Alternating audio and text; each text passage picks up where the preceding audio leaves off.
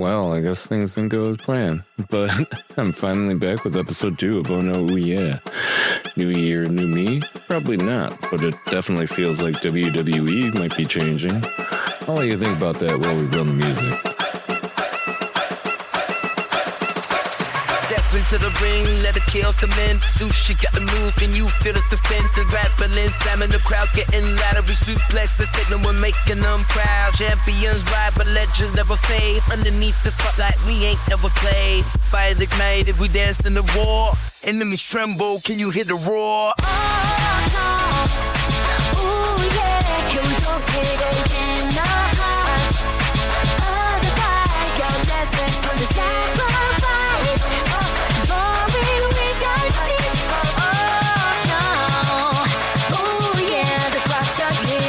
What is up, everybody? Welcome back to Oh No Ooh Yeah, my weekly wrestling podcast that I stupidly decided to start before the holiday. But I'm happy you're here for the second episode. Once again, this is Sushi. Just a quick recap. This podcast is a spin-off of the wrestling segment from We Should Pod That, the podcast that I do with my girlfriend. Each Wednesday on this podcast, I cover both of the weekly main roster WWE shows from the past week, SmackDown and Raw, in a cons and pros list format, basically breaking the moments on the show into a list of oh no, which are cons, and ooh yeah, which are pros. I also cover WWE PLEs and AEW pay-per-views in a letter grade basis, but since there wasn't one this past weekend, we'll revisit that some other time.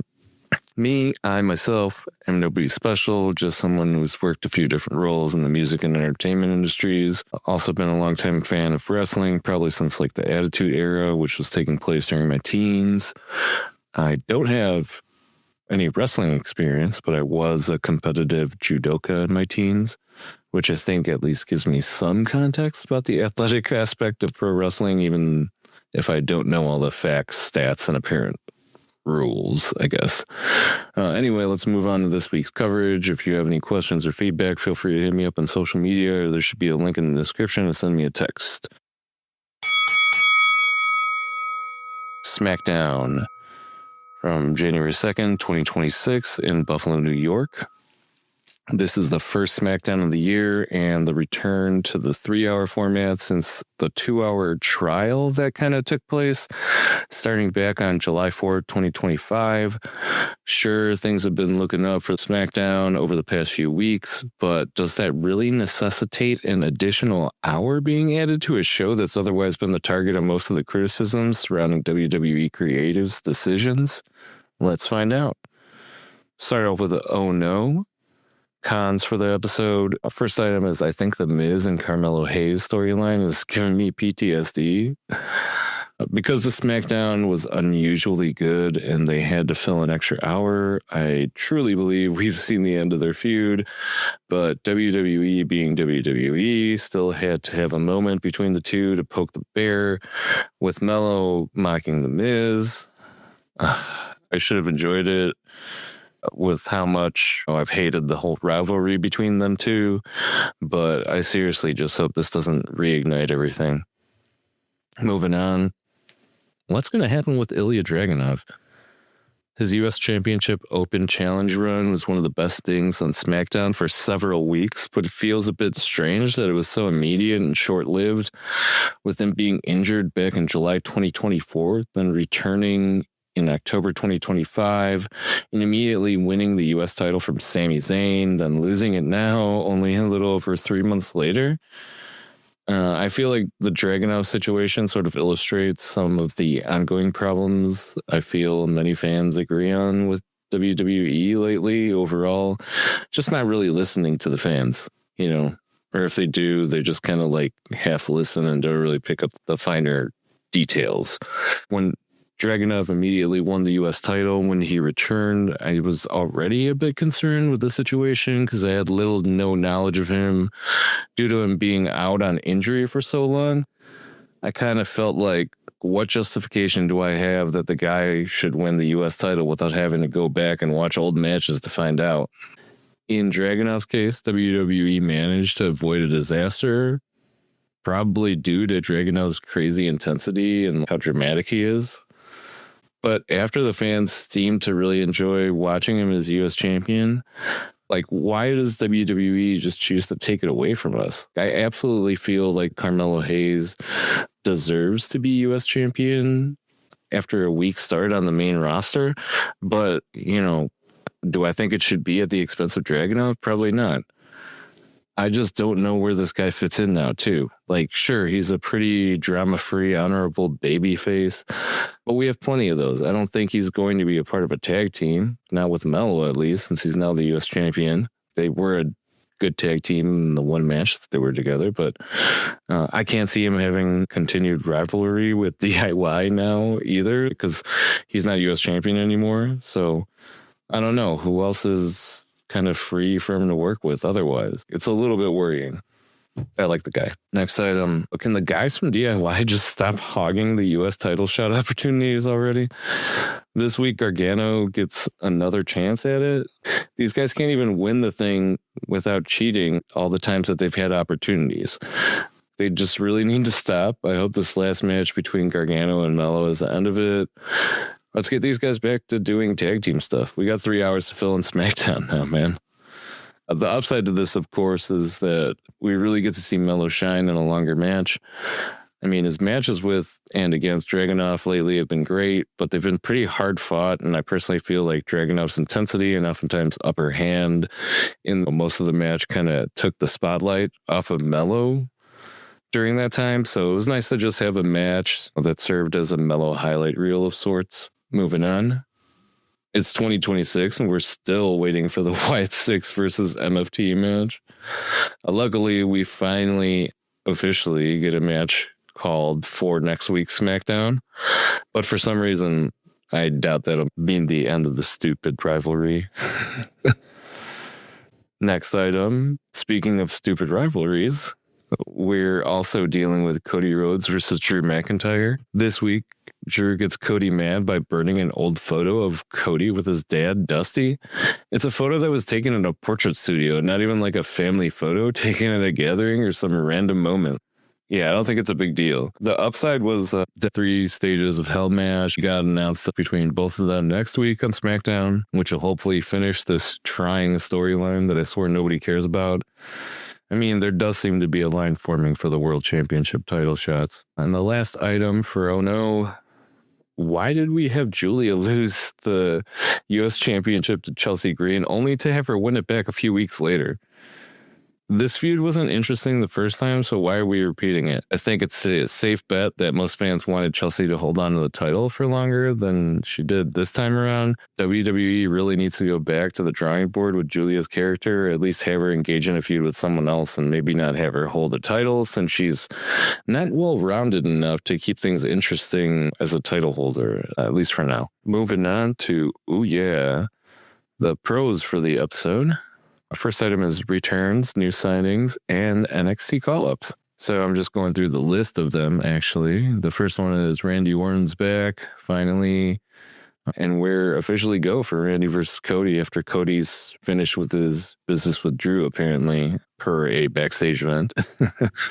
I also appreciate that they put The Miz back to work, doing what he does best, attempting to ride the coattails of someone else and making an idiot of himself in the process with that promo that he did with Randy.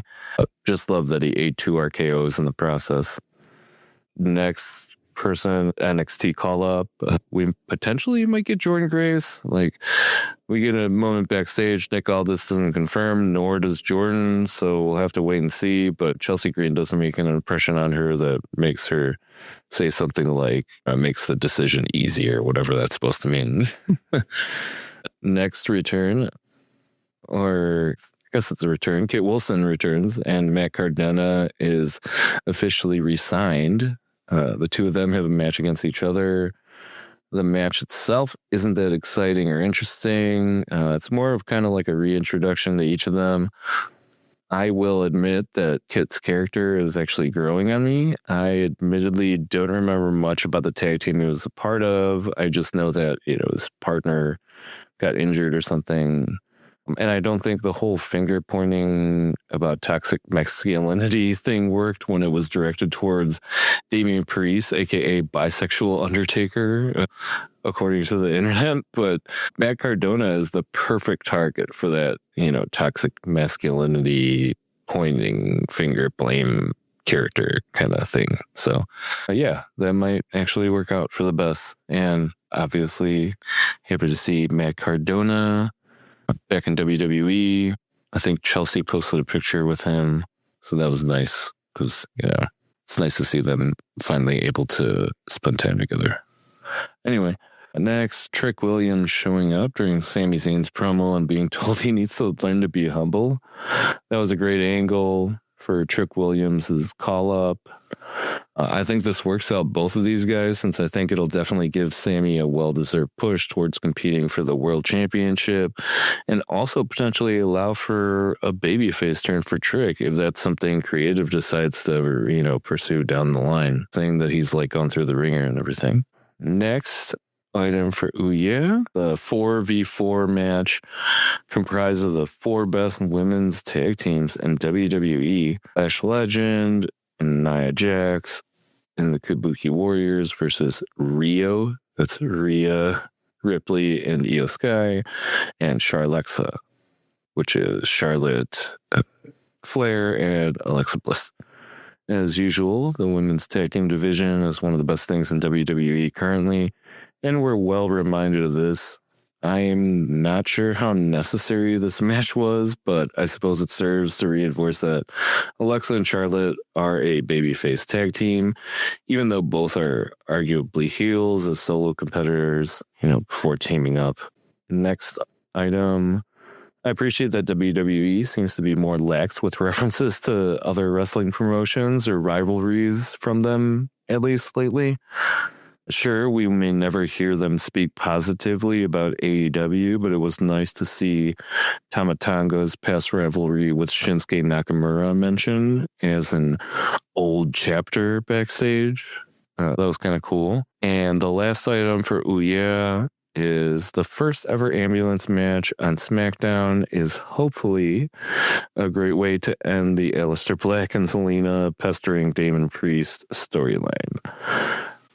I love this match, mainly just because we get to see Damian beat on Aleister, and we also get a surprise Terror Twins reunion when Zelina's trying to interfere, but Rhea Ripley's waiting for her when she opens the ambulance doors. That was great.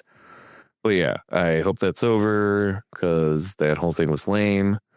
Or in closing for this episode of SmackDown, overall, I'd say there was considerably more to like than dislike in the first episode to return to the 3-hour format. There were some obvious efforts to introduce returns of fan favorites as well as call-ups from NXT, which overall I'm excited to see. I think the seemingly longer match times were also a good reminder that there is a wrestling aspect to this show. I mean, there's been a lot of times lately where stupid backstage antics or short or interrupted or canceled matches were used over actual matches to move a story along. So hopefully a longer runtime for the matches will help prevent this type of stuff from being overused again.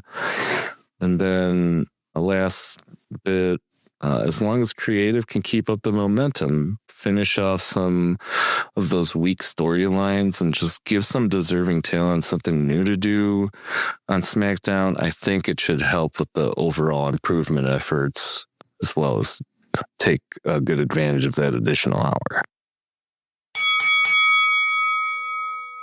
Monday Night Raw, December 22nd in Brooklyn, New York.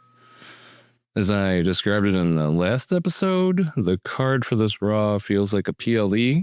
Braun Breaker challenging CM Punk for the World Heavyweight Championship. We got Maxine Dupree defending her Women's Intercontinental Championship against Becky Lynch. Rio Rhea Ripley and Io Sky challenging the Kabuki Warriors, Asuka and Kairi Sane for the women's tag team championships. And we got Liv Morgan in her first match since her surprise return at Survivor Series War Games against Lyra Valkyria. I guess Gunther's supposed to show up too. But yeah, like I said, stack card. Let's get into it. Crap first. Oh no. First item. I'm not really excited about a feud between Gunther and AJ Styles. If you haven't realized by now, I definitely focus a lot on the entertainment aspect of pro wrestling, sports entertainment. But even with that said, I feel like I was able to get over my entertainment biased feelings about Gunther, especially regarding him winning the Cena tournament and making the man tap out.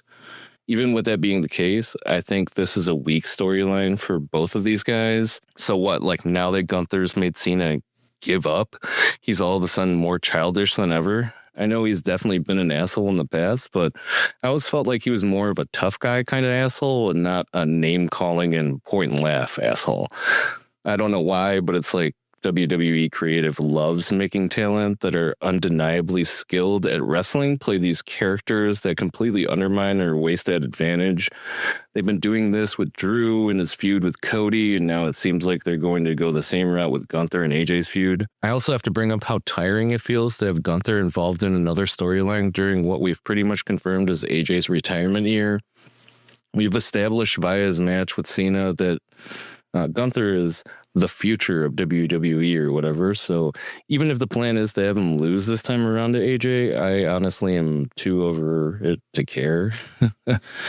AJ was also building a following as a part of a tag team with Dragon Lee.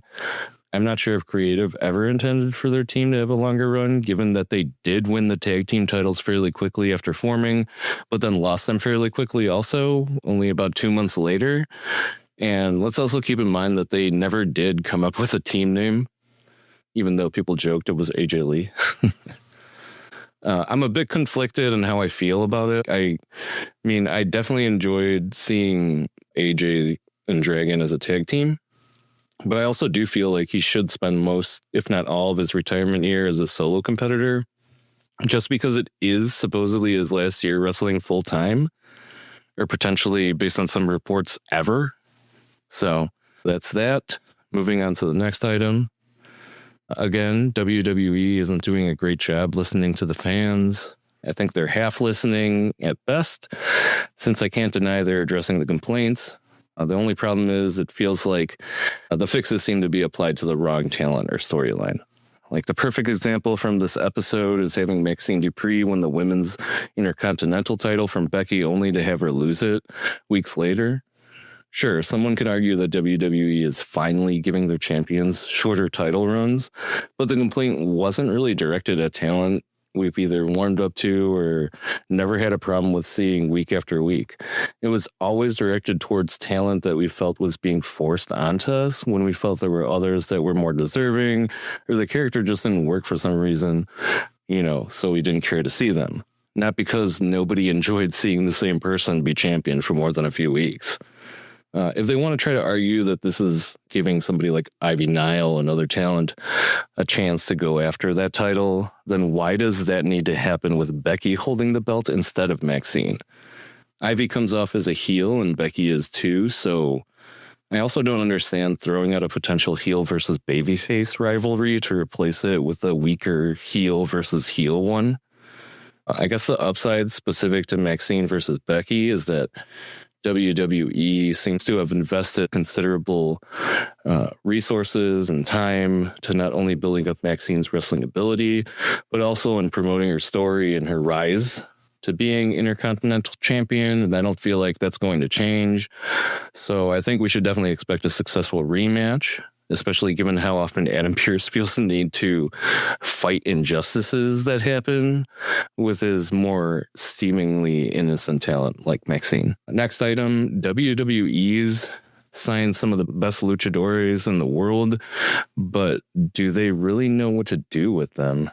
Last week, Penta came out to help Rey Mysterio. This week, we have Mysterio giving a pep talk to Dragon Lee, I guess, about doubts about being a champion now that him and AJ are in a tag team or champions anymore. And Penta swinging by to talk how him and Rhea are so lucha libre it hurts, basically, and apparently how the Vision wants to destroy that. I honestly don't think the Vision care enough about them to specifically be targeting the traditions of lucha libre. And honestly, this really sounds like some white dude wrote it. Ray, Penta, and Dragon all seem like they don't really have anything exciting going on with their individual storylines currently, if they have anything going on at all.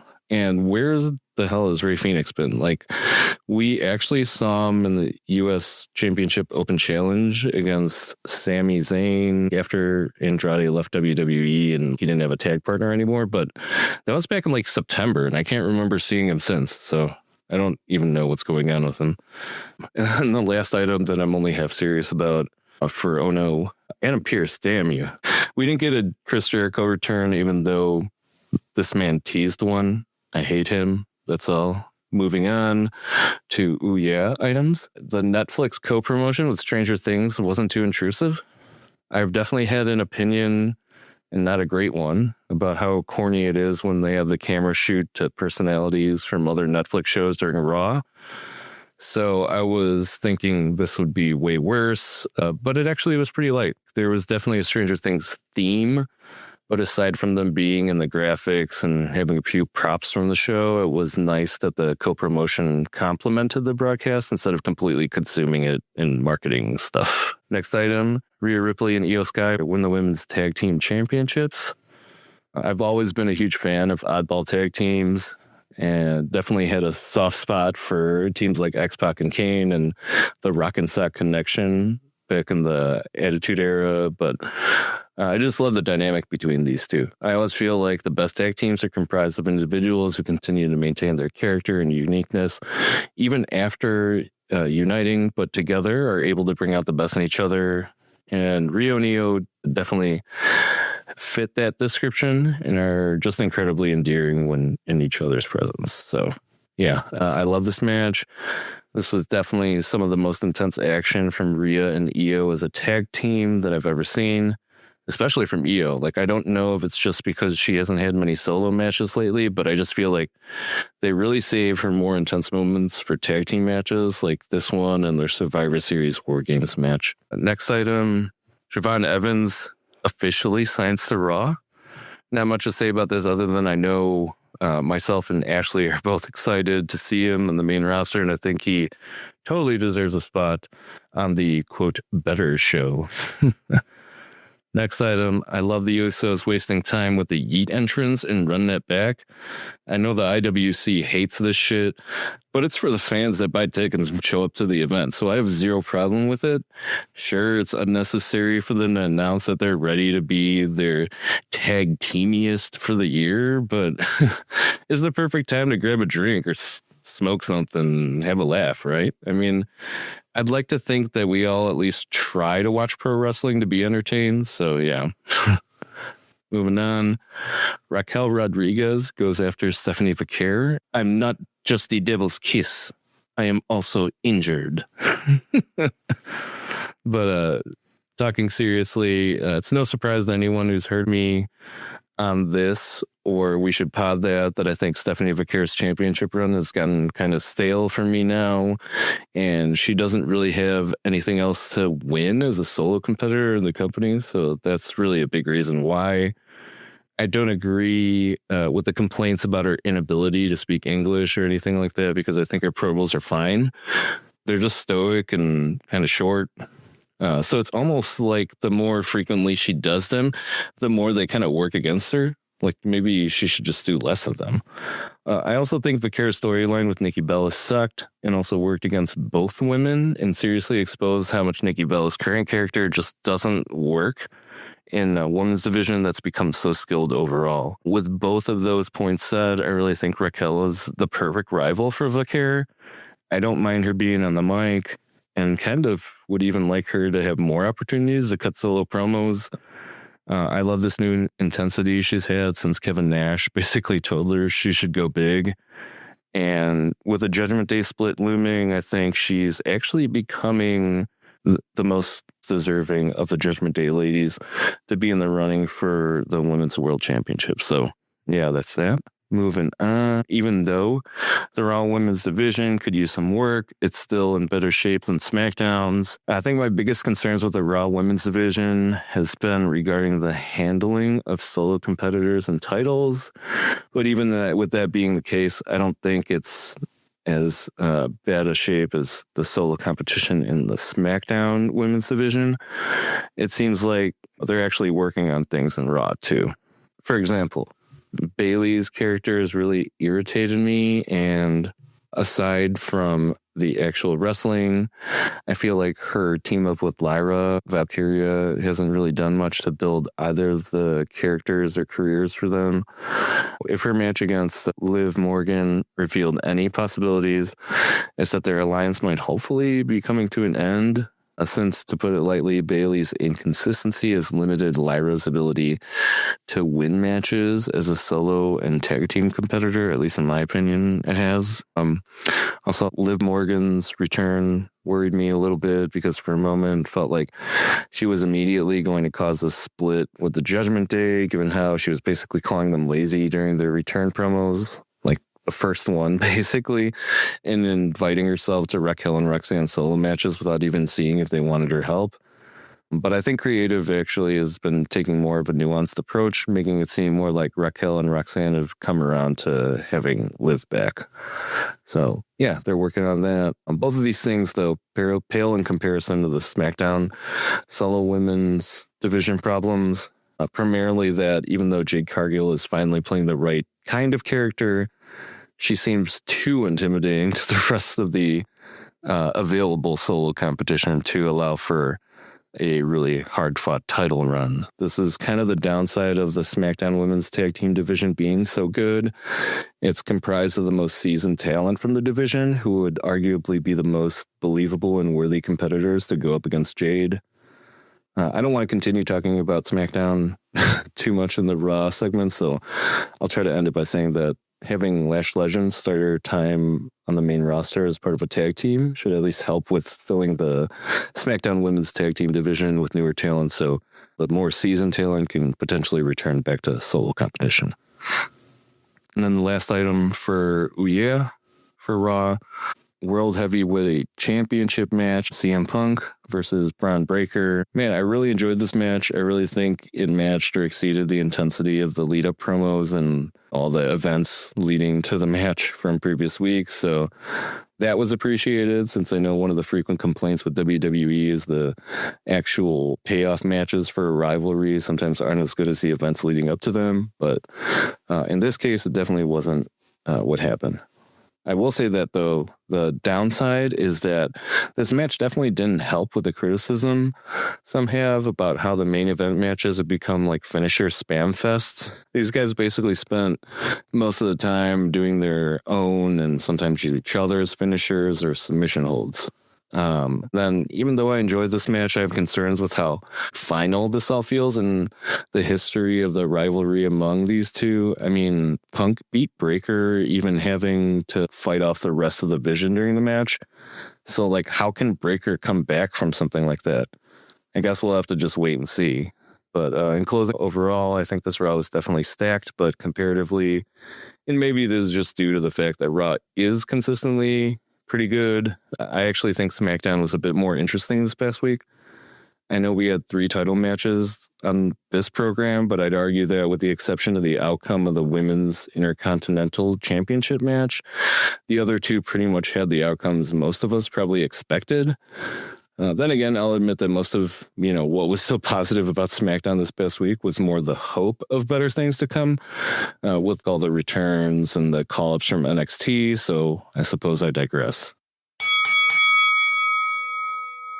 Well, that does it for this week's recaps. Let's take a quick look at upcoming events for both WWE and AEW for the rest of the month.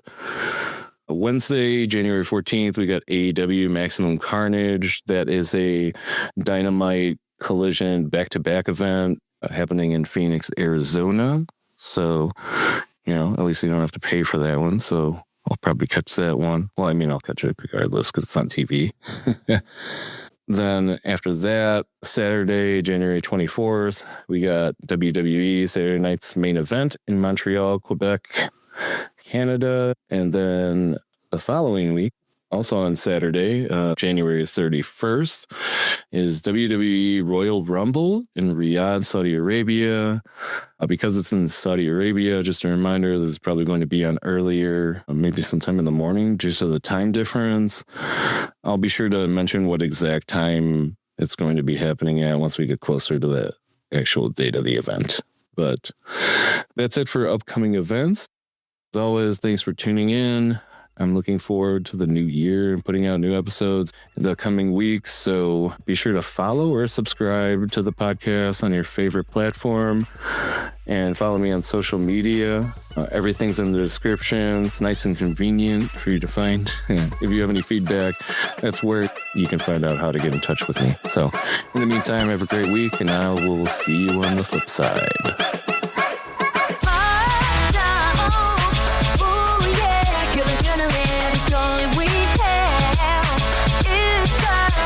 To win.